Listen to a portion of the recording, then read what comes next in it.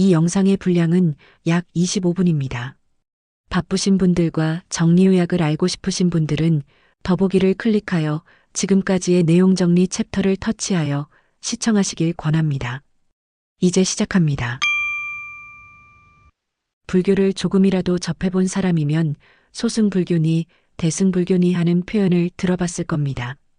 아마 대개는 나 혼자 깨달으면 된다는 마음으로 수행하는 승려를 소승이라 하고 나뿐만 아니라 많은 중생들까지 제도하겠다는 승려를 대승이라 생각하겠지요. 전혀 틀린 말은 아니지만 그런 견해는 결과 측면에만 방점을 둔 지나치게 치우친 평가입니다. 그래서 이 영상에서는 소승과 대승에 대한 겉보기 등급을 배제하고 좀 더 근원적으로 살펴보려 합니다. 여러분, 소승이든 대승이든 모두 다 석가모니께서 성취한 그 깨달음에 도달하려는 목적이 있음은 두말할 것도 없습니다. 그렇다면 소승과 대승을 비교하기 전에 진정 석가모니께서 무엇을 깨달았는지 알아야 하지 않겠습니까? 서울로 가는 길에 왜 모로 가는 무리가 있고 돌아가는 무리가 있는지는 그 서울이라는 곳이 진정 어떤 곳인가를 먼저 알아야 하니까요. 아마도 소승과 대승은 석가모니께서 성취한 깨달음에 대한 정의가 각각 다르거나 아니면 그 정의는 동일하지만 깨달음에 이르는 길을 다르게 볼 것이라는 것쯤은 그다지 추측하기 어렵지 않습니다. 다음에 보여드릴 내용은 웬만한 불자님은 다 아실 것이고 불자가 아니라도 꽤 상식적인 이야기라서 잠옷 식상할 수 있지만 이 영상에서 펼쳐나갈 이야기에 좀 더 신중하게 접근하기를 바라는 마음으로 석가모니께서 출가하게 된 동기를 불설태자 서응 본기경에서 발췌하여 보여드리겠습니다.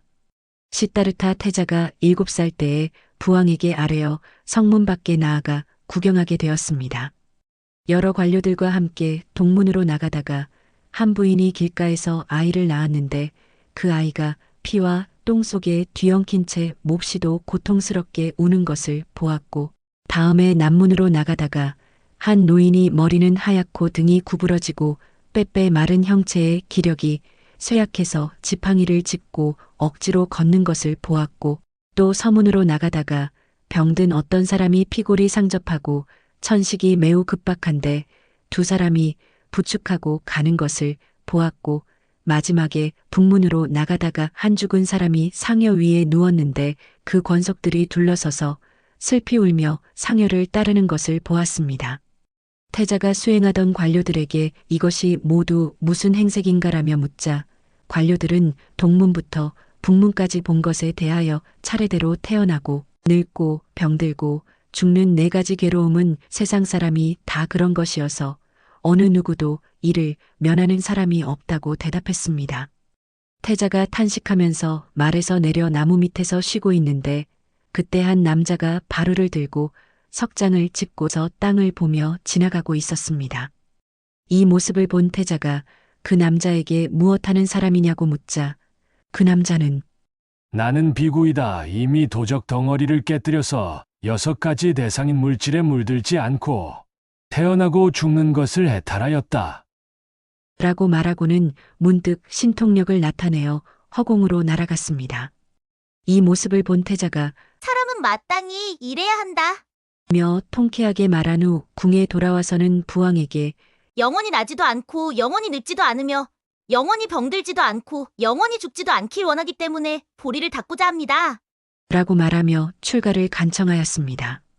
여러분, 시다르타 태자가 출가하게 된 사연을 보고 나니 어떻습니까?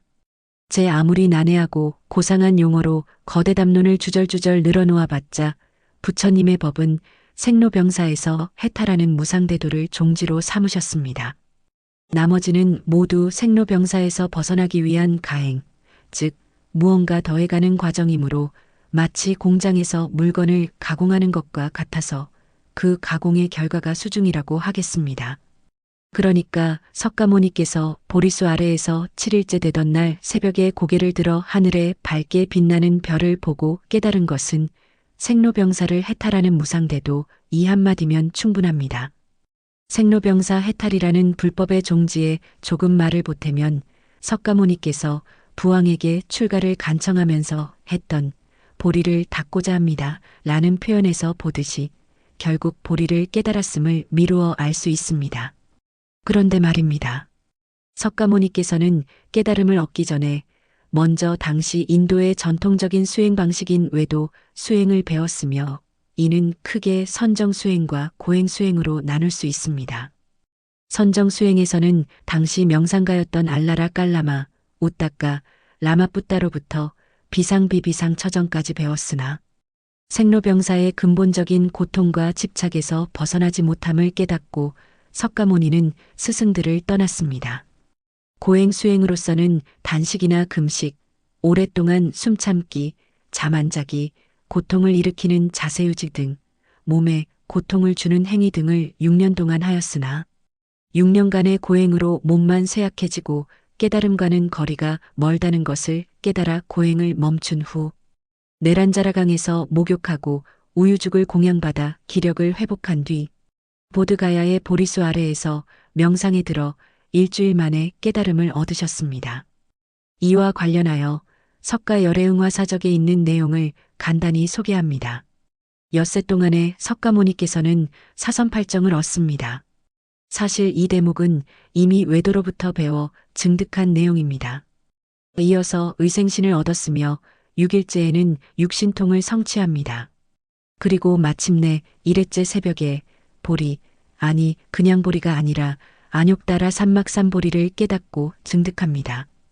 제가 석가모니께서 깨달음에 이르는 과정을 소개한 이유는 우리가 불도를 수행하고자 하면 석가모니 따라쟁이가 되어야 하기 때문입니다.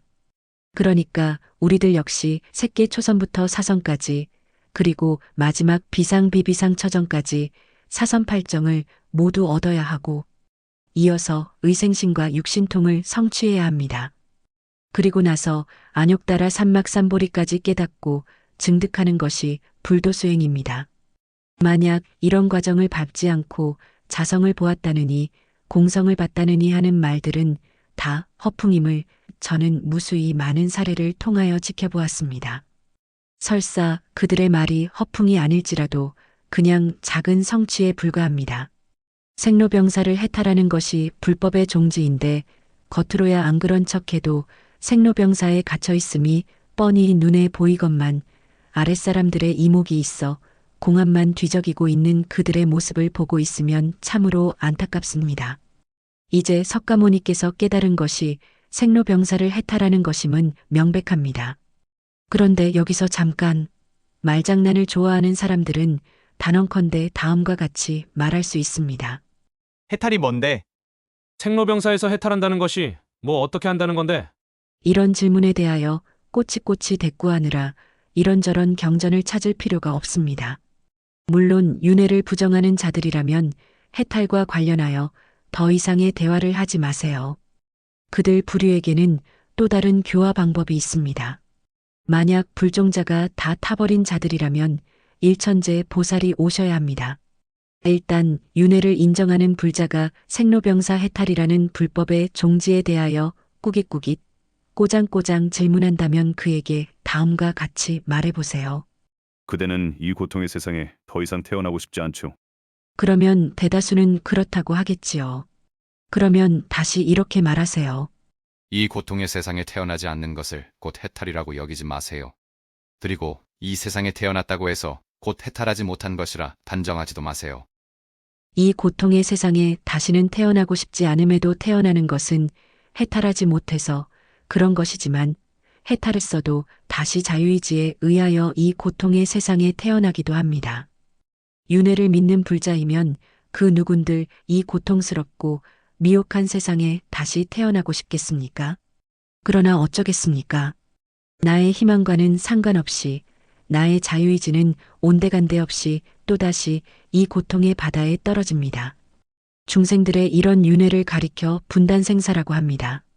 생긴 모습이 각각 차별된 것을 분이라 하고 목숨에 길고 짧음이 있는 것을 단이라 하며 이런 식으로 태어나고 죽음을 반복합니다. 이것이 바로 태어나고 싶지 않아도 업에 따라 태어나는 것으로서 곧 생로병사를 해탈하지 못한 것이지요. 한마디로 말해서 아라한 과위를 얻지 못했으면 모두 여기에 해당합니다. 분단생사와 상대되는 말로서 변혁생사가 있습니다. 3개의 윤회를 벗어났지만 아직 성부를 이루지 못한 아라한, 벽지불, 보살 등의 성자들이 업이 아닌 서원에 따라 의생신, 의성신, 화생신을 받아 점진적으로 깨달음을 성취해 가면서 몸과 마음의 차원이 고귀하게 바뀌는 과정을 뜻합니다. 의생, 의성, 화생이라는 표현에서 보듯이 뜻, 의지, 마음대로 몸을 바꾸어 이 고통의 세상에 출현할 수 있습니다. 지금까지 생로병사에서 해탈한다는 것이 어떻게 한다는 거냐에 대하여 답을 하였습니다. 한마디로 말해서 특정 장소에 태어나고 싶으면 태어나고 싫으면 태어나지 않으며 지금 죽고 싶지 않으면 죽지 않을 수 있고 당장 몸을 벗고 싶으면 다른 이상한 방법을 쓸 것 없이 곧바로 몸을 벗을 수 있는 것입니다. 그런데 주의하세요. 법신을 증득하면, 아니 법신 증득까진 아니어도 그동안 닦았던 선정의 힘이 대단하면 비록 아직은 분단생사로서 다시 이 세상에 태어나야 하지만 죽음과 관련해서는 언제든지 몸을 떠날 수 있습니다. 이른바 자탈인망도 하고 물구나무 서서 가기도 하며 심지어 다비식할 것 없이 그냥 바로 온몸이 제로 되면서 훌훌 떠나갑니다. 그렇지만 이것이 모두 변혁생사인 것은 아니며 생로병사를 해탈한 것은 더더욱 아닙니다. 결국 부처님께서 깨달았다는 것은 생로병사를 해탈하는 수중 방법을 깨달았다는 것이므로 이제 우리는 해탈에 이르는 구체적 수중에 대하여 알아야 하는 바 바로 이 대목에서 소승과 대승으로 나뉩니다. 생로병사로부터의 해탈 방법의 대전제는 소승과 대승을 막론하고 연기로서 동일하지만 그 접근법과 수행 방법은 각각 달라집니다. 소승법문에서는 12인연의 연기를 중시하면서 12인연으로서 3세인과를 통틀어 설명합니다. 아울러 과거와 현재와 미래가 모두 12인연의 무명, 한 생각으로부터 일어난다고 하는데요. 그렇다면 이러한 무명은 또 어떻게 일어난 것일까요? 이 무명은 어떻게 시작된 것일까요? 이런 문제가 바로 대승과 소승의 가장 기본적인 문제입니다. 사실 무명뿐만 아니라 거슬러 올라가고 또 올라가서 최초 중의 최초와 관련된 가장 원초적인 질문에 대해서 모든 종교는 대답을 거절합니다. 특히 소승불법에서는 더 그렇습니다. 그러나 대승불법을 설한 능언경에서 부처님께서는 강명이구라는 표현으로서 불운하의 원초적 질문에 대답하십니다. 여러분의 이해를 돕기 위하여 어쩔 수 없이 강명이구라는 한문을 풀어보겠습니다. 각은 우리 중생들의 자성본각을 뜻합니다.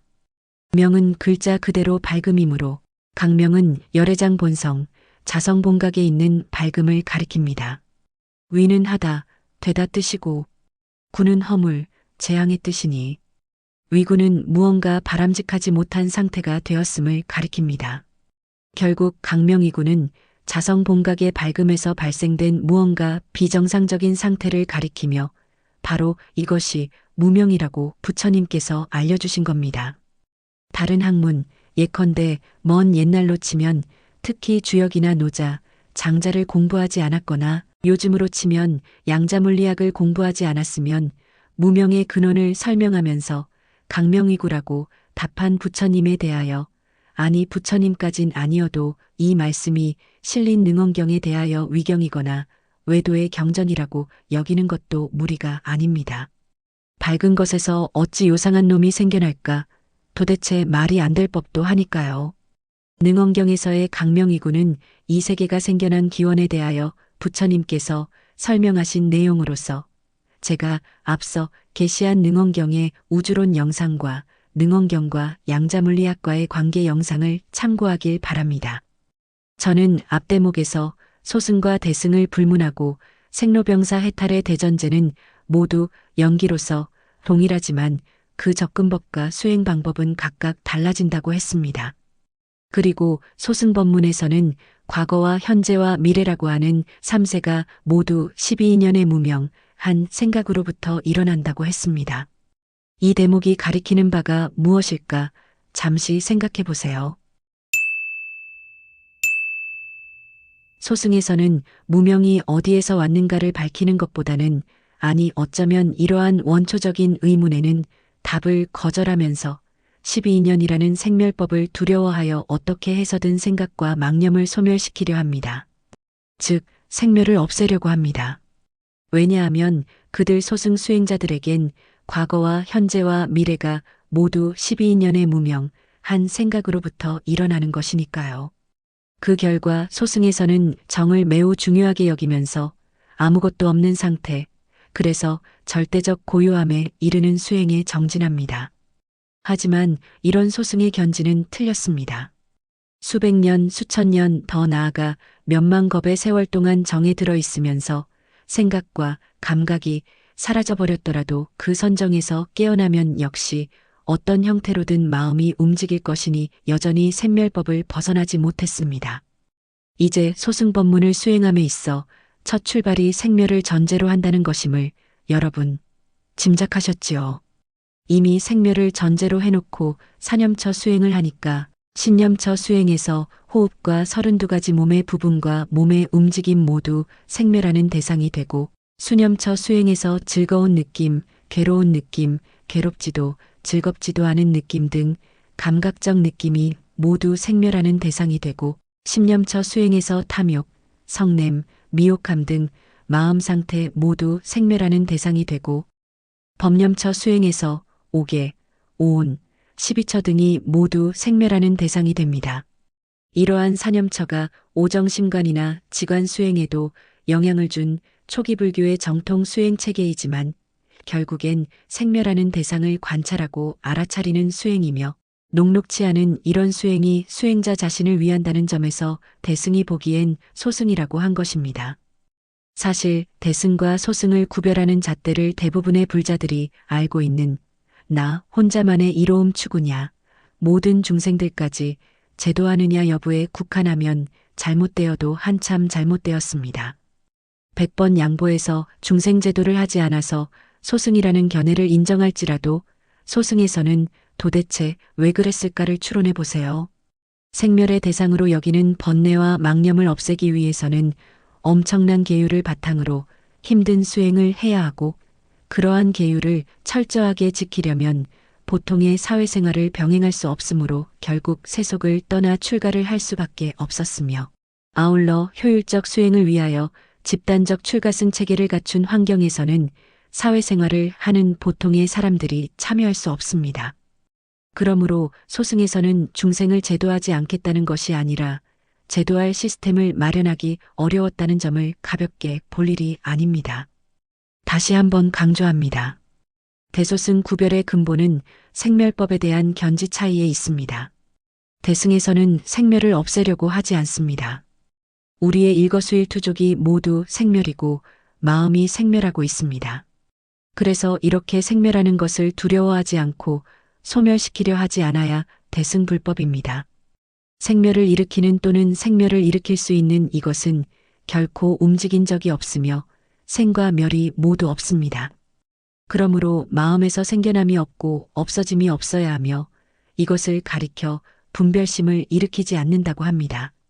문제는 이렇게 여여부동하는 것이 정자했을 때만이 아니라 사람들과의 일상사에서도 그래야 하므로 곳곳마다 나와 남을 위하여 분별하지 않음을 구체적으로 체험해야만 비로소 대승불법을 담는다 하겠습니다. 앞서 보았듯이 석가모니께서 깨달은 생로병사에서 해탈하는 무상대도라는 불교의 종지와 연기법에서 소승불교는 12인연을 내세워 치열한 수행으로서 생멸을 없애고 12인연이라는 연기법의 첫 단계인 무명에서 벗어나는 길을 제시하였습니다. 그러나 대승에서는 똑같은 불교의 종지와 연기법에서 연기성공 성공연기를 주장합니다.